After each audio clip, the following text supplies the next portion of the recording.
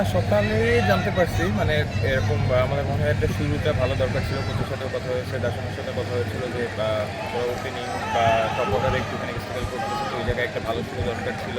আলহামদুলিল্লাহ টিমের জন্য এটা করতে পেরেছি। দুর্দান্ত, যদিও এখন এক ম্যাচ এখন পর্যন্ত হাইয়েস্ট স্ট্রাইক রেটে আপনার নামটা এনপিএল এই সিজনে। না আলহামদুলিল্লাহ, বাট আমার কাছে মনে হয় যে আমাদের টিমও ভালো করছে। অবশ্যই আশা থাকবে যাতে ভালোভাবে টুর্নামেন্টে শেষ করতে পারি। আচ্ছা, আরেকটা ব্যাপার হচ্ছে আপনি আজকে আপনার ডেবিউ হলো, আরও একটা জিনিসের সাক্ষী হচ্ছে আজকে 220 রান করেছে আপনার টিম। এটা এনপিএল ইতিহাসের হাইয়েস্ট স্কোর। না, এটা জানলাম আপনার কাছ থেকে, বাট ভালো লাগতেছে যে টিমটা জিততে পেরেছে। সো অবভিয়াসলি আমার কাছে মনে হয় যে লিগ করবে, আরও দুটো ম্যাচ আছে যাতে আমরা ভালো মতো খেলতে পারি এবং টিম হিসেবে খেলতে পারি। আচ্ছা, বাংলাদেশে আপনি জানেন লাখ লাখ মানুষ হচ্ছে তাকিয়ে থাকে এলপিএলের দিকে, বিশেষ করে বাংলাদেশি ক্রিকেটার খেলে দেখে। ব্যাটিংয়ে আমাদের কোনো প্লেয়ারই এখন পর্যন্ত সেভাবে পারফর্ম করতে পারেনি। আজকের আগে দুপুরের ম্যাচে তাহিদ হৃদয় চমৎকার খেলেছে, এখন আপনি খেলেছেন, মনে হচ্ছে যে দেশের মানুষের ইচ্ছাটা একটু ফুলফিল করতে পারছেন। না অবশ্যই দেখেন, অন্য যে কোনো দেশের থেকে বাংলাদেশের মানুষের ক্রিকেটের প্রতি যে ভালোবাসা, এটা আসলে অন্যরকমভাবে এবং এটা আসলে প্রকাশ করার মতো না। অবভিয়াসলি যখন খারাপ খেলি আমাদেরও খারাপ লাগে এবং ভালো খেললে অবশ্যই প্রথমে তাদের কথাটাই মনে হয়। দুদিন হলো আসছেন, প্রথম ম্যাচ খেলেন, কেমন এনজয় করছেন লঙ্কা প্রিমিয়ার লিগ?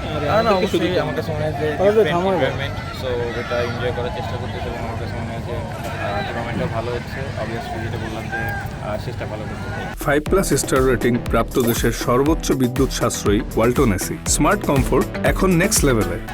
আমরা একেবারে রংপুরে যেভাবে সোয়ান খেলে আমরা সেই ইন্টেন্সিটিটা দেখতে পেলাম। আসলে কি শুরু থেকেই কি ইন্টেন্সিটিটা এরকম ছিল কিনা যে আজকে যেভাবেই নামবো আমি মারমুখী ব্যাটিং করবো? না আসলে টিমের ক্রাউড এরকম ছিল যে যাতে শুরুটা ভালো হয় এবং মোমেন্টামটা যাতে আমাদের দিকে আসে। কারণ একটা ভালো শুরু হলে যেটা হয় যে আমাদের শেষে দিকে অনেক ভালো নেওয়াজ, তারপর সবাই ভালো ফর্মে আছে। প্রশ্ন করতে দাও, ব্যাক এন্ডে পাওয়ার অবস্থা খুব ভালো, সেই উপর থেকে ভালো শুরুটা খুব দরকার ছিল।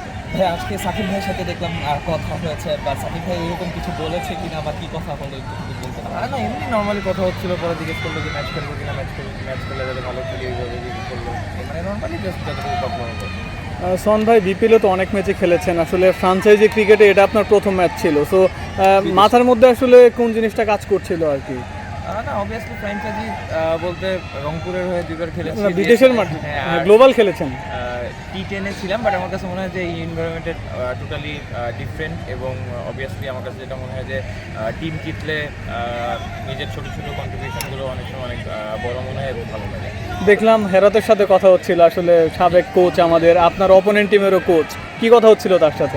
হেরাত আসলে আমাদের বাংলাদেশ ক্রিকেট নিয়ে কথা বলতেছিল এবং আমার কাছে মনে হয় যে কে অ্যাভেলেবেল আছে, কারণ আমার কাছে মনে হয় যে তারা সবসময় বাংলাদেশের ক্রিকেটারদের এরকম প্রায়োরিটাইজ করে। সো আমার কাছে মনে হয় ওই জায়গা থেকে আসলে বাংলাদেশ ক্রিকেট নিয়েই তার সাথে কথা হচ্ছিল এবং যেহেতু তার সাথে অনেক দিন একসাথে ড্রেসিং রুমে ছিলাম, ওই জায়গা থেকে আসলে কথা বললাম। ক্যাপ্টেনের সাথে কথা হলো আপনার সামনেই, সে খুবই হ্যাপি দেখা গেছে। না দার্শনের সাথে আসলে খুব ভালো ক্যাপ্টেন্সি করছে এবং আমার কাছে মনে হয় যে যেটা বললাম যে নিচের দিকে ব্যাটিং করার যে পাওয়ার হাউস বা ও যেভাবে এই জিনিসটা ক্যারি করে, এটা আসলে ওর সাথে অনেকদিন ধরে কথা হচ্ছে এবং আগেও একসাথে খেলেছি এবং এনজয় করতেছি ক্যাপ্টেন্সি।